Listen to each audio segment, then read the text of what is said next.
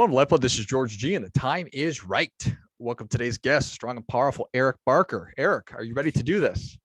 Yes, I'm ready. Excited to have you on. Eric is a writer. He is the author of the Wall Street Journal best-selling book, Barking Up the Wrong Tree. His newest book is Plays Well with Others, the surprising science behind why everything you know about relationships is mostly wrong. Eric, tell us a little bit about your personal life, some more about your work, and what motivated you to put pen to paper or fingers to keyboard. I've been writing on my blog for about 13 years now, looking at social science, trying to just get answers to a lot of the questions we all have about living a better life, and trying to make it readable and entertaining in the process. And my first book looked at basically the maxims of success that we all grew up with, like nice guys finish last, and it's not what you know, it's who you know, and basically trying to look at the science, seeing if those lessons we were all told if they're true or not, and decided to follow that up with Plays Well with Others, which is looking at the maxims that we all grew up with around relationships. You know, does love conquer all? Is a friend in need a friend indeed? And putting them through the MythBusters grinder and seeing whether they're true or not and what we need to know to live a better life. Nice. So was this a logical next book for you to write? Did it pop into your head? Were you just planning to write another book? How did that all sort of come to be?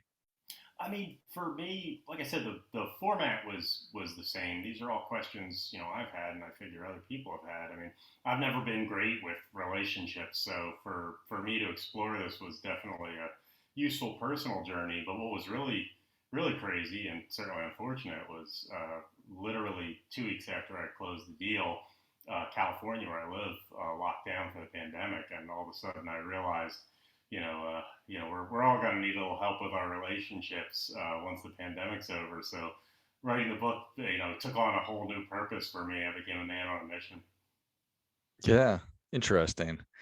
How long did it take you to write this book versus Barking Up the Wrong Tree? This one was trickier. Barking Up the Wrong Tree. I've been doing the blog, looking at a lot of research for a very long time. So I've at least become conversant in a lot of the studies and ideas and concepts. And this took a much deeper dive. It was a lot trickier, and certainly with some topics like love and marriage, there's an enormous amount of research to go through to try and get to the fundamentals. And on the flip side, I found with friendship, comparatively, there's very little research. It was very tricky to find answers. So each thing kind of presented its own challenge, but the relationship, the new book was a lot more work, definitely. And do you think that it would have been under the same conditions if COVID had not happened, if we weren't locked down? And I mean, I'm sure that there maybe are topics that would be more intensified during the pandemic, but this relationships, friendships, that has to be really near the top of the list. So it's kind of like a perfect storm or maybe an awful storm. I'm not sure. I mean, from a productivity perspective, it was a perfect storm because I couldn't go out and do anything. So definitely, it was. I became a lot more focused. I didn't have a lot of other things to do. On the flip side, it was kind of crazy because with the first book, the sixth chapter of the first book is all about work-life balance and productivity. And I found it very ironic that I was driving myself crazy to finish this book, sleeping 5 hours a night. Meanwhile, I'm writing about work-life balance. And then, sure enough, second book, here I am writing about just how vital and important relationships are to your health and happiness. And of course, I'm cooped up, locked down, not seeing any of my friends or family. Yeah, that's almost like an episode of Black Mirror, Eric.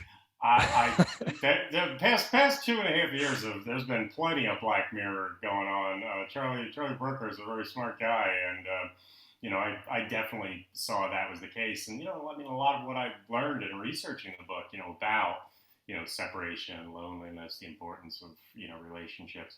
I mean, it was scary to be reading all this research, that effectively it's like good relationships add literally a decade to your life. That it's the happiness equivalent. Having good relationships, the happiness equivalent of making another $131,000 a year. I mean, it's really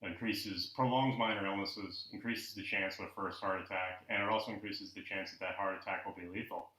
Like I said, we loneliness is the stress equivalent of a physical assault. That's how much it raises your stress hormones. So we need to open up. We need to connect with people, and when we do spend time, connect with people, act vulnerable, we can deepen our relationships, and we can avoid loneliness. Um, that makes a ton of sense. Certainly, time is one of our most valuable resources. So, who we give that to or allocate it to, that makes sense. And the vulnerability piece, that is powerful. Thank you for sharing that. Um, in terms of you've been a writer for a long time, and you've got this great blog, and obviously now two wonderful books. And as I say that, you may very well have more books than that. How is when you're sitting down and just doing your blog, how is your writing different than when you're actually writing a book? It's a good question. I mean, for the blog, I'm usually very focused on one particular book or piece of research, particular subject matter. For a book, you need to take a much bigger perspective. There's a much more holistic, cohesive element that you need to think about in terms of how does this fit into the bigger picture, structurally, pacing. How is this connected with everything else? So it's a much bigger endeavor. Hopefully that you've got like a theme, an overriding idea that this is all feeding into. So it's writing a blog post is usually about a very narrow, particular subject, and I try to make that as relatable and fun as possible. With a book, you need to really step back, and it's much more big canvas activity, and therefore it just requires, at least for me, a lot more planning in advance. Got it. I just finished reading Stephen Pressfield's books, The War of Art and then Turning Pro. Have you read those? Yeah, And what are your thoughts on that? Or maybe just how does that relate to your process? I I mean, what I really appreciate about Stephen Pressfield is just how kind of blunt and direct he is, about it. Where for I'll keep this clean, but he's got that great statement where he's like, nobody wants to read your stuff. Is like a kind of the first thing he comes out with, and I think it's really really powerful. It's not exactly the most hopeful or optimistic perspective, but it's very important that you want to keep the reader's attention. You want to give people something they're interested in, and you always want to keep in mind that people can close the book or close the browser tab whenever they want. So you want to be thinking about the reader and how to keep them engaged. I think he has a very, for somebody who is usually writing about the arts, he has a very practical perspective, and I think that's powerful because I just don't think it gets said as often. Yeah. Oh, I certainly really enjoyed it. So do you have a set number of hours, minutes that you write? Do you block time? How is your process look? Exactly. I basically have a countdown timer on my iPad, and I set it for 5 hours, and I start working. It starts counting down, and anytime I get up to go to the bathroom, I pause. I check my email. I pause. I do anything other than work. I pause, and it's pretty ruthless, but I've I've proven myself to be such a innovative and creative procrastinator that I need this sort of Damocles hanging over my head that allows no exceptions. This kind of numerical zero tolerance policy is the way it gets things done, and that has to get to zero. So 5 hours on the clock usually ends up taking more like 8 to 10 hours, and I mean, I don't always make it, but I usually make it, and it's pretty ruthless, but it's very effective. Yeah, I appreciate you sharing that. So at the top of our conversation, you mentioned that it's probably just an offhand comment that you've never been great with relationships. So now that you've been sort of immersed into the theory of it, how do you think that that's going to impact your relationships moving forward? How do you hope it will? Oh, I mean, it's already done so. Just in terms of those things we talked about with friendship, where time and vulnerability is kind of like making the time, and an even easier way to do that, as opposed to scheduling something, is to just have rituals, have appointments, have things you do regularly together with friends. That stops it from being too, cold and mechanical with Outlook invites. Um, you know, setting that ahead of time, prioritizing it, is really critical. And then the vulnerability part, that's the tricky thing, but that's really just an issue of fear. As I talk about in the book, it's I call it the scary rule. I'm like, if it scares you a little bit, say it. Hmm. It can be incremental. You don't have to immediately confess to any murders, but just open up a little bit. And if what you say is accepted, if it's reciprocated, then escalate it. This is how you deepen relationships. Arthur Aaron is one of the leading researchers on relationships, and he, through just people asking each other a series of questions, he was able to make people feel like lifelong friends in 45 minutes. In fact, two of his research assistants who were working on this project with him actually fell in love and got married. It's really powerful when we open up and talk about more than sports and the weather. And I've been endeavoring to do that since writing the book, and it's actually been scary, but it's been very helpful. Yeah. Yeah. I, I certainly identify with that. So I think that's awesome. So what's next? Is this like are you a professional athlete who takes an off season? You go to Cabo, or are you right back on the next one? It's right now, book kit just came out like 5 weeks ago, so it's a lot of promotional marketing stuff, and still working on the blog. So those are the critical things. But just a lot of that this week. I'll be at the Aspen Ideas Festival, so busy. But busy's good, because when you're not busy, that could be even scarier. Right. If nobody wants to talk to you, Eric, it's probably not a good sign. So No, for my professional or personal life, that's right, probably not all a of good it. thing. I love it. Well, Eric, thank you so much for coming on. Where can people learn more about you? Where can they find the blog, and where can they pick up a copy of Plays Well with Others, the surprising science behind why everything you know about relationships is mostly wrong? Uh, Both of the books, Plays Well with Others and Bark Up the Wrong Tree, are available at most retailers, Amazon, etc. And people can find the blog. The best way to keep up with what I'm doing is to sign up for my newsletter. That's at ericbarker.org, which is ERICBARKER.org. And every week I do a blog post, looking at the research and trying to help us all live better lives. Excellent. Well, if you enjoyed this as much as I did, show Eric your appreciation and share today's show with a friend who also appreciates good ideas. Pick up a copy of Barking Up the Wrong Tree, as well as Plays Well with Others, wherever you buy your books. And then sign up for that newsletter and make sure you don't miss any of Eric's amazing blog posts at ericbarker.org. It's ERICBARKER.org. Thanks again, Eric. Thank you. And until next time, keep fighting the good fight, because we are all in this together.